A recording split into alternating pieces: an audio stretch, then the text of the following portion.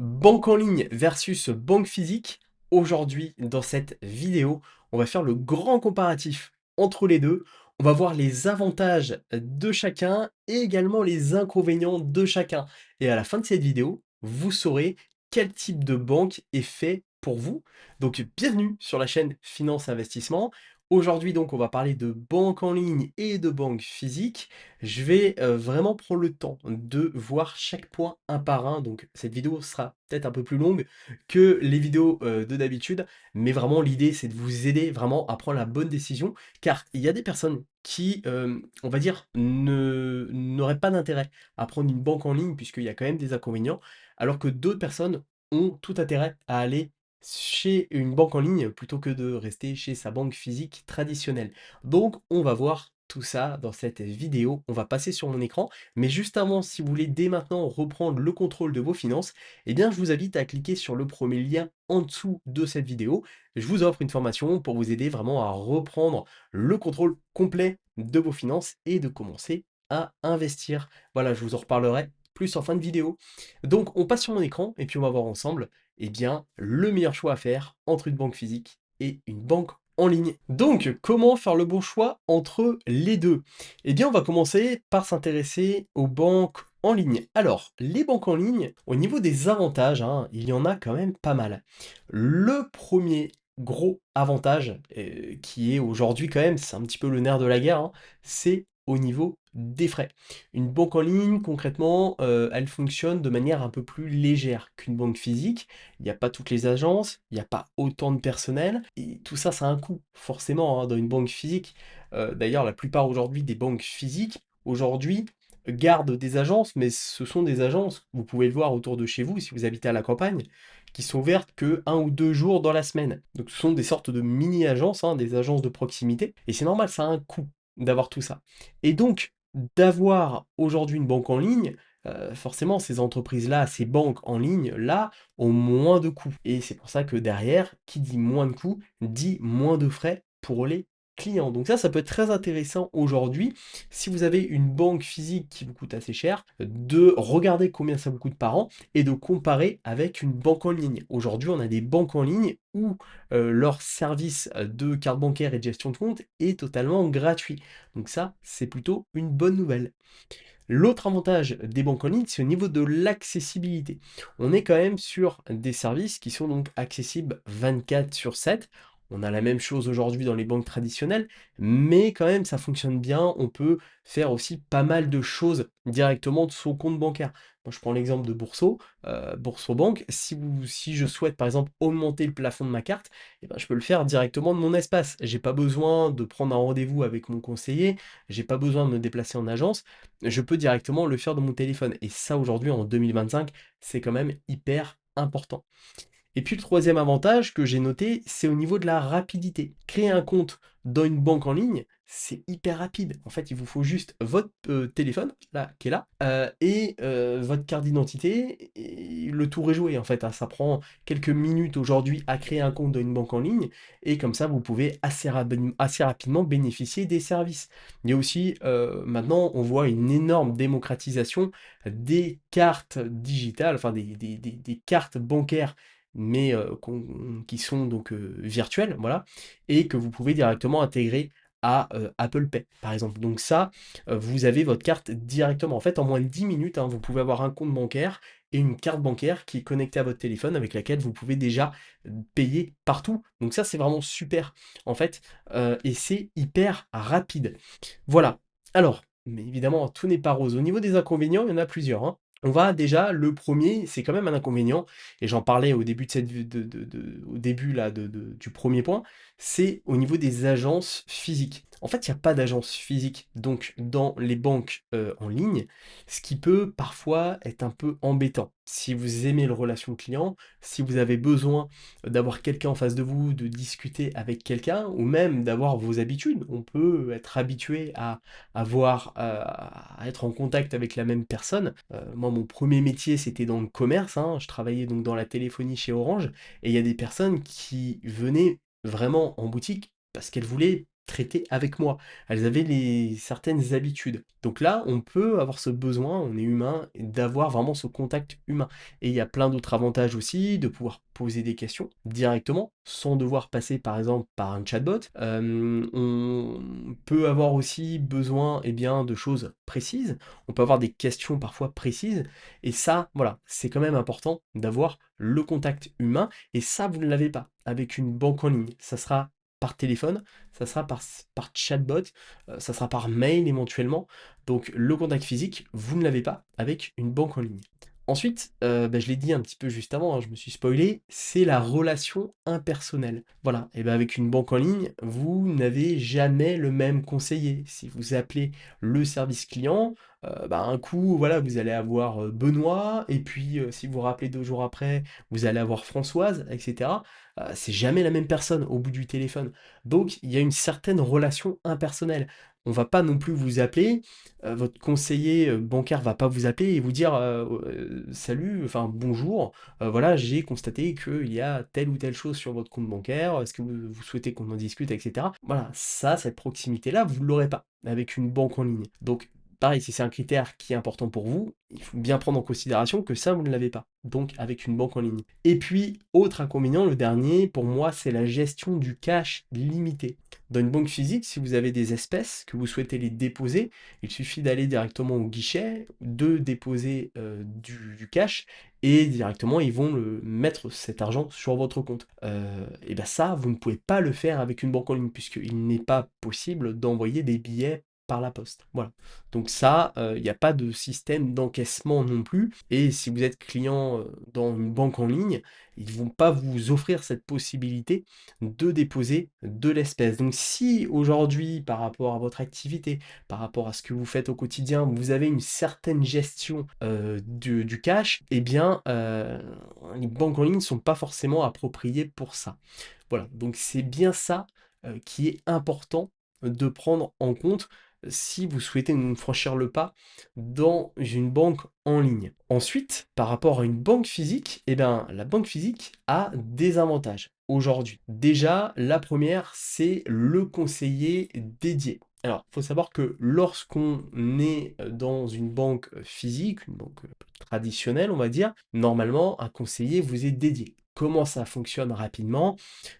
Par rapport en général au nombre d'argent que vous avez sur vos comptes, vous allez avoir tel ou tel conseiller. Il y a des conseillers qui vont gérer des petits portefeuilles, des conseillers qui vont gérer des plus gros portefeuilles, et après il y a ce qu'on appelle les clients VIP, où là c'est des conseillers qui vont vraiment gérer les clients qui ont vraiment un gros capital, et il y a également aussi des conseillers qui vont gérer les pros. Voilà, donc en fonction de votre fourchette financière, de votre patrimoine financier, etc., vous allez vous retrouver avec tel ou tel conseiller, voilà. Mais surtout, c'est un conseiller qui est dédié, c'est-à-dire que normalement, c'est toujours le même. Si vous avez Jacques, par exemple, conseiller, eh bien, vous aurez Jacques à chaque fois, voilà. Sauf si Jacques, il est muté, ou si Jacques, il change de boulot, c'est normal. Donc, en tout cas, vous avez toujours le même conseiller, ce qui peut permettre d'entretenir une certaine relation, un certain contact, et de créer une petite proximité qui peut vous permettre après d'être peut-être plus à l'aise sur la négociation, d'être peut-être plus à l'aise pour demander quelque chose que vous n'allez peut-être pas demander si vous êtes client d'une banque en ligne. Donc ça, c'est important. Et puis, il y a beaucoup de personnes qui sont réellement attachées à ça. Ensuite, l'avantage, j'en ai parlé avant pour les banques en ligne, c'est la gestion du cash. Pouvoir gérer du cash aujourd'hui, tant qu'on a des espèces, hein, profitons-en, parce que peut-être qu'un jour ça s'arrêtera. Eh bien, avec une banque physique, c'est facile. Vous pouvez déposer facilement de l'espèce, en retirer. Alors, avec une banque en ligne, vous pouvez retirer de l'espèce au DAB, hein, au distributeur à billets, sur ça, il n'y a pas de souci. Mais là, c'est quand même plus facile. Enfin, vous pouvez le faire. Voilà, concrètement, une banque physique, vous pouvez gérer du cash facilement, contrairement à une banque en ligne auquel ce n'est pas possible. Et ça, voilà, ça peut être un critère important si votre activité aujourd'hui, dans votre activité, vous êtes amené à avoir de l'espèce à gérer. C'est quelque chose qui est important à considérer. Et puis, le troisième avantage, hein, des banques physiques, c'est un accompagnement personnalisé. Ça rejoint le point du conseiller dédié, c'est que forcément, vous avez quelqu'un qui va vous suivre au fur et à mesure et qui est là pour vous accompagner. Alors, parfois, pour tenter de vous vendre des choses, il faut bien prendre ça en compte. Voilà, on va essayer de faire passer une petite assurance, un petit truc. Voilà, ça peut être très embêtant, mais à l'inverse, il y a quand même un accompagnement, un certain suivi pour vos projets. Le jour où vous souhaitez, par exemple, emprunter pour acheter votre maison, par exemple votre RP, ou commencer à ouvrir un PEA pour ensuite investir en bourse. Alors, ça a des avantages, mais ça a aussi des gros inconvénients, cet accompagnement personnalisé. Moi, j'en parle souvent maintenant sur cette chaîne YouTube. Euh, Si vous traitez directement avec un conseiller financier, celui-ci a d'énormes probabilités, on est quasiment sur du 100%, cette personne va vous dire: «Investissez ici, faites ci, faites ça». Parce que cette personne a des intérêts financiers derrière, que ce soit des commissions, que ce soit des avantages, que ce soit telle ou telle, chose. Cette personne a un intérêt à vous orienter vers tel ou tel choix financier et parfois, eh bien, vous pouvez être orienté vers des trucs qui sont très mauvais. J'en parlais, j'avais fait une vidéo sur les, conseillers de gestion de patrimoine il y a quelques mois.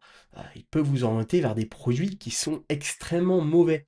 Alors que des personnes comme moi, par exemple, qui premièrement n'est pas habilité à vous donner des conseils en investissement, mais surtout deuxièmement, qui n'a aucun intérêt à vous orienter vers tel ou tel produit, parce que en fait, moi je m'en fiche, j'ai pas d'intérêt, je gagne rien à le faire. Et quand bien même mon éthique m'empêcherait de vous orienter vers des produits mauvais. Moi je vous partage ce que je fais. Et ce que je fais, j'essaie de faire le meilleur. Donc voilà, techniquement, il vaut mieux aujourd'hui quand même se former et suivre des conseils que l'on peut trouver via des personnes qui n'ont aucun intérêt financier à vous orienter vers telle ou telle chose. Voilà. Et puis, ça m'est déjà arrivé de discuter d'investissement avec des banquiers. Comment dire? C'était compliqué. Ils n'ont aucune notion d'investissement, en fait. Voilà, ils sont là pour vendre des produits, ils suivent en fait une formation dans la banque auquel ils sont. Voilà, ils connaissent très bien le livret A, le LEP, ils connaissent très bien ces produits-là, hein, mais après, quand on parle vraiment de finances un petit peu plus poussées, d'investissement, etc., c'est compliqué. Et puis si vous commencez à parler de crypto, alors là, ils vont vous faire des gros yeux. Donc voilà, il faut bien prendre ça en compte. Vous avez un accompagnement personnalisé, il y a des avantages à avoir ça, mais derrière, vous n'allez peut-être pas avoir les meilleurs conseillers qui soient. Voilà, surtout dans un cadre d'investissement. Mais si aujourd'hui, vous avez un compte bancaire pour faire des choses très simples, hein, déposer un peu d'argent sur un compte courant ou sur un livret A, il n'y a pas de souci. Voilà. Ou un projet perso, style crédit, etc. Mais il faut toujours quand même prendre du recul sur cet accompagnement. Et donc, au niveau des inconvénients, eh ben, moi j'en ai noté deux, hein. Le premier, évidemment, c'est que tout ça a un coût. J'en parlais au tout début, mais les frais élevés, c'est quelque chose qui revient souvent dans les banques physiques. C'est normal, une banque, c'est pas un service public gratuit. Les banques sont privées et elles ont un intérêt. Les banques, c'est comme une entreprise, hein, il y a besoin de faire du cash à un moment donné, et c'est pour ça qu'elles se rémunèrent sur les frais, sur des frais bancaires, sur des frais de gestion de compte, sur les frais de carte bancaire, etc., etc. Ce qui fait que, eh bien, aujourd'hui, un compte bancaire vous coûte de l'argent et les frais sont parfois élevés. Et puis, il y a aussi les frais, on va dire, un peu passifs. J'en parlais juste avant au niveau de l'accompagnement personnalisé. Mais si la banque vous oriente vers des produits avec des rentabilités pourries, bah, peut-être que derrière, ils se rémunèrent aussi. Et donc, le coût est énorme derrière. La perte est énorme, une différence de 1% sur 10-20 ans d'investissement, 1% annuel, c'est énorme. Je vous invite à faire les calculs, je vous envoie vers mon simulateur d'intérêt composé. Faites un calcul simple, vous changez juste la variable de 1% de rentabilité. Vous verrez, c'est énorme. Eh bien, dites-vous qu'il y a des produits financiers qui vont vous proposer qui sont qui ont encore plus de différence que ça entre l'investissement sur un S&P 500 ou un ETF Monde par exemple. Voilà, les différences sont énormes. Donc ce qui est des frais, pour moi ça fait partie des frais, mais c'est quand même énorme. Et puis l'autre inconvénient, c'est que c'est quand même moins flexible globalement qu'une banque en ligne. Voilà, faut aller directement sur place, faut les documents, faut créer un compte, faut s'inscrire. C'est long, c'est infernal. Moi, je l'avais fait, à l'époque, j'avais changé de banque, enfin, j'étais toujours au Crédit Agricole, mais je changeais de région et puis on m'avait fait tout réouvrir d'une nouvelle région. C'était long, fallait les documents, ça avait duré 2 heures en agence, c'était l'enfer. Alors que là, aujourd'hui, avec une banque en ligne, vous le faites en moins de 10 minutes. Donc ça peut être un gros inconvénient aujourd'hui si vous n'aimez pas perdre votre temps comme ça en agence, ce qui est mon cas, hein. Moi, j'ai horreur de ça et personnellement, moi, je vous dis, vraiment ce que je pense. J'ai horreur d'avoir quelqu'un en face de moi qui va essayer de me vendre un truc. Voilà, moi ça, je déteste ça. Et ça, moi, c'est un truc, pour moi, c'est un critère, c'est rédhibitoire, en fait. Voilà, sachant que moi, je me suis formé de mon côté, c'est ce que je vous partage sur cette chaîne, hein, ça fait plus de 8 ans que j'investis et voilà, j'ai pas besoin, qu'on me dise, bah, ouvre un compte titre et puis, achète des actions, dans une entreprise française, achète du CAC 40 quoi. Non, ça ira. Merci. Non. Voilà. Donc, il faut bien prendre ça en considération. Alors, au niveau des critères de choix, après, concrètement, ça va dépendre de votre profil. Aujourd'hui, si vous êtes particulier, entrepreneur, investisseur, c'est vraiment là où vous devez vous poser la question, en tant que particulier, aujourd'hui, est-ce que vous souhaitez quelque chose de souple? Est-ce que vous souhaitez quelque chose, de plus traditionnel? À voir. En tant qu'entrepreneur, c'est pareil. Alors, après, en tant qu'entrepreneur, je dirais qu'on a quand même parfois un besoin d'un peu plus de suivi. Le problème, c'est que en société, les frais et les coûts sont aussi beaucoup plus importants. Et par contre, en tant qu'investisseur, là pour moi, je suis catégorique, n'allez pas, en tant qu'investisseur, dans une banque physique, sauf si vous êtes à un certain niveau et que vous pouvez vous orienter vers des banques privées, mais on va dire un investisseur qui souhaite démarrer vraiment dans l'investissement, n'allez pas dans une banque physique, parce que dès que vous allez commencer à vouloir vous orienter vers tel ou tel produit, en fait, ils vont vous mettre les verrous et vous demander pourquoi vous faites ça, pour peut-être derrière vous orienter vers un truc pourri. Donc vraiment, je le déconseille fortement. Et voilà, si vous commencez à parler de crypto, c'est pareil. Il y a beaucoup, moi je connais des personnes qui se sont fait bloquer leur compte, hein, le conseiller qui appelle, mais qu'est-ce que vous faites, etc. Parce qu'ils avaient acheté de la crypto-monnaie. Ils avaient acheté du Coinbase, sur Coinbase, sur Binance, etc., sur crypto.com. Et derrière, le conseiller était là en mode, mais oh, qu'est-ce que vous faites? Vous êtes fous, vous investissez dans la crypto-monnaie. En 2000, je crois que c'était en 2023 à l'époque. En 2023, mais vous êtes fous, vous êtes fous. Et ça, il y a encore des cas comme ça, c'est assez drôle. Donc vraiment, en tant que profil particulier, je dirais, vous pouvez, pour moi, je pense, avoir le choix entre les deux. C'est quand même, vous pouvez vous orienter entre les deux. Globalement, c'est kiff-kiff en fonction après de votre profil à vous, hein. Entrepreneur, moi, je m'orienterais quand même peut-être un peu plus sur une banque physique pour avoir le suivi, etc., même si les coûts sont plus élevés. Bon, moi, personnellement, je suis sur une banque en ligne et ça me va très bien. Et par contre, en tant qu'investisseur, moi, je n'irai pas sur une banque physique, puisque aussi, je pars du principe que si vous êtes tombé sur ma chaîne YouTube, c'est que aussi vous vous intéressez à l'investissement, donc vous êtes capable de faire ce travail de formation et de recherche, et vous n'avez pas besoin d'un conseiller pas forcément bon là-dedans, vous renseigne.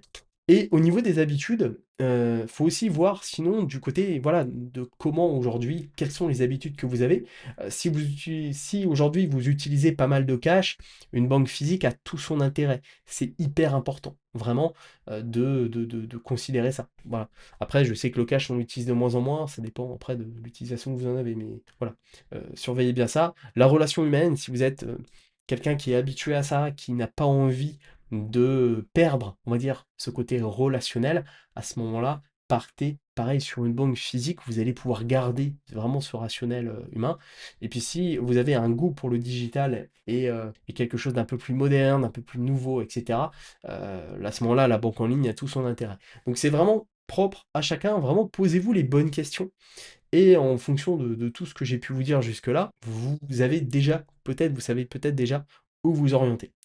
Et au niveau, de mon retour d'expérience, alors, banque en ligne, moi j'ai rejoint ma première banque en ligne, c'était, je ne veux pas vous dire de bêtises, mais c'était je crois en 2017, donc la même année où j'ai commencé à investir. C'était chez Boursorama, Boursorama Banque, maintenant c'est Boursobank et j'en étais très content parce que ça me changeait complètement. J'ai toujours été client Crédit Agricole et de passer du Crédit Agricole à une banque en ligne, vraiment, je me rappelle juste le fait de, quand je faisais un paiement, de voir tout de suite que le paiement apparaissait sur mon compte, pour moi, c'était déjà énorme à l'époque. Et vraiment la simplicité, la réduction des coûts. J'avais plus ce paiement, je crois que je payais peut-être une dizaine d'euros par mois, la carte bancaire, j'avais des assurances partout, on me collait plein de trucs tout le temps. Là, j'arrivais sur une banque en ligne où tout était beaucoup plus simple, beaucoup plus rapide. C'est comme pour moi passer par exemple d'une voiture thermique où il y a pas mal de problèmes à une voiture électrique. Je veux pas lancer le débat, c'est pas le but de cette vidéo, mais ça m'a fait un peu la même chose. Voilà, ou passer d'un BlackBerry à un iPhone, par exemple, c'est beaucoup plus, on va dire, simple, beaucoup plus direct, beaucoup plus rapide. Donc ça, vraiment, moi j'ai eu cette sensation-là. Banque physique, moi en termes d'expérience, après une fois de plus, hein, c'est propre à chacun, ben, je vous parle vraiment de mon expérience. J'ai quand même eu pas mal de déceptions, des conseillers qui étaient à chaque fois là pour essayer de me coller des trucs. J'ai même eu le cas aujourd'hui, enfin de quelqu'un de ma famille qui a des assurances qui sont mais c'est délirant en fait, hein, c'est limite de l'arnaque. Pourquoi c'est si cher? Voilà, cette personne, de ma famille, a, une assurance, donc, pour sa maison et elle se retrouve, à avoir, une assurance pour 90 000 €, un peu plus de 90 000 € de biens, de meubles. C'est tout simplement hallucinant. Elle n'a pas 90 000 € de meubles. Donc voilà, et ça, ce genre de petits trucs, c'est les assurances. Voilà, j'ai des expériences, voilà, un tel, un tel, elle est à la banque pour faire enlever ça, et finalement, derrière, on lui a enlevé un truc, mais on lui a remis 5 trucs derrière, quoi. Donc ça, moi, retour d'expérience, quand même assez moyenne. J'ai plus en face de moi des commerciales qui essayent de me vendre des trucs, personnellement, que vraiment d'être là, on va dire, dans le bon service. Moi, je sais que en allant en banque, ça m'est arrivé, en essayant de vouloir supprimer des trucs, derrière on me dit que c'est pas possible, alors que c'est possible, et je suis obligé d'insister, et si j'insiste, derrière, on m'a déjà dit, oui, alors par contre, si on retire ça, par contre, vous devez prendre ça chez nous, quoi. Voilà, et ça, moi, je ne veux pas. J'ai horreur de ça, clairement. N'hésitez pas à me dire en commentaire hein, vos expériences aussi de banque physique. Mais moi, clairement, c'était, mais c'est n'importe quoi. Je viens, là, j'ai pris un rendez-vous pour enlever cette assurance ou ce truc que je n'utilise pas. Et là, après, vous me dites que, au début, vous me dites que c'est pas possible. Après, vous me dites que c'est possible, mais à la seule condition que je reprenne des trucs derrière. Non, voilà. Ça, moi, j'ai dit stop à ça. Et bah, au niveau des leçons apprises, c'est ça, hein, en fait. C'est que finalement, pour quelqu'un, moi, je sais que je préfère aujourd'hui avoir le contrôle de tout ça. J'ai pas ce besoin de relation humaine parce que derrière, pour moi, j'ai un commercial et c'est pas trop mon délire. Et je trouve que les banques en ligne aujourd'hui, c'est moins cher, c'est plus rapide, c'est plus efficient, ça fonctionne mieux. Pour moi, il y a quasiment que des avantages. J'utilise pas de cash, je suis très digitalisé. De toute façon, même dans mon activité, tout se fait en ligne. Je facture mes clients en ligne, voilà, tout se fait en ligne, donc moi je n'ai pas ce besoin-là. Voilà, donc après c'est du cas par cas. Moi je vous donnais vraiment mon propre retour d'expérience, mais n'hésitez pas à partager hein, votre retour d'expérience en commentaire. L'espace commentaire est fait pour ça, et je serais curieux d'avoir vos retours là-dessus. Est-ce que c'est que moi ou est-ce que ça vous arrive aussi? N'hésitez pas. Voilà. Et conclusion et conseil, résumé des points clés. Alors on va juste revenir là-dessus, hein, voilà, rapidement. Mais voilà, hein, banque en ligne, donc on a dit les avantages, c'est frais réduits, accessibilité 24/7, rapide. Les inconvénients, pas d'agence physique, relations impersonnelles et gestion du cash limité. Voilà, prenez bien tous ces avantages et inconvénients en considération. Pour la banque physique, les avantages, on est sur un conseiller dédié, la gestion du cash et un accompagnement personnalisé. Et dans les inconvénients, on a des frais élevés et c'est quand même moins flexible qu'une banque en ligne. Voilà. Au niveau des critères, donc faites attention, enfin prenez bien en compte votre situation actuelle, hein, si vous êtes particulier, entrepreneur, investisseur. Moi, je vous ai dit qu'en tant que particulier, je peux comprendre l'intérêt d'aller dans une banque physique. Voilà, pour moi, c'est kiff-kiff entre les deux. Entrepreneur, la banque physique a ses avantages pour tout ce qui va être suivi, emprunt, etc. derrière. Par contre, investisseur, non, non, non. Moi, en tant qu'investisseur, je ne vais pas dans une banque physique parce que je ne veux pas de leurs produits pourris ou de leur compte sociétaire à 0,50 par an, etc. C'est pas bon. C'est pas bon. Je ne veux pas leur laisser autant d'argent.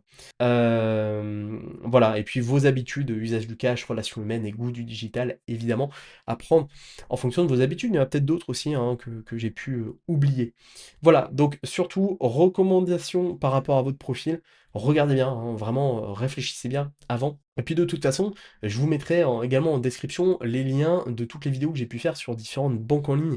J'en ai fait beaucoup sur ma chaîne principale qui porte mon nom, et sur cette chaîne, j'ai testé, je crois, enfin quasiment toutes les banques en ligne qui sont sur le marché francophone. Banque physique non, parce que j'ai pas le temps de faire ça, mais voilà, il y en a pas mal. Donc voilà, et puis appel à l'action, eh bien, on arrive au bout hein, de cette vidéo. L'appel à l'action, il est simple, c'est si aujourd'hui vous souhaitez reprendre le contrôle de vos finances, il n'y a rien de plus simple. Je vous ai préparé une formation qui est totalement offerte, hein. Ça sera donc toujours le premier lien en description. Vous rentrez votre adresse mail, vous validez, et vous créez votre compte, hein. Ça prend juste quelques secondes, et vous aurez accès à cette formation offerte pour reprendre le contrôle de vos finances et commencer eh bien, à investir. Voilà, commencer votre carrière d'investisseur. Voilà, on verra tout ça dans cette formation. Voilà, en tout cas, on arrive donc à la fin de cette vidéo. J'espère qu'elle vous a plu. Si c'est le cas, mettez un pouce bleu pour aider au référencement de celle-ci, à vous abonner à la chaîne YouTube Finance et Investissement, et puis à mettre un petit commentaire, voilà, sur votre avis, sur vos retours d'expérience que vous avez pu avoir. Si aujourd'hui les banques en ligne c'est mieux ou pire que les banques physiques, n'hésitez pas. Vraiment, j'essaie de répondre à tous les commentaires, et puis ça peut aider également des personnes qui se posent la question aujourd'hui, qu'est-ce qui est le mieux entre les deux. Voilà, donc n'hésitez pas. Et puis n'oubliez pas la formation gratuite évidemment en description. Voilà, bah, il ne me reste plus que 2 choses à vous souhaiter. La première, c'est faites le bon choix entre une banque physique et une banque en ligne. Et la seconde chose, à votre succès.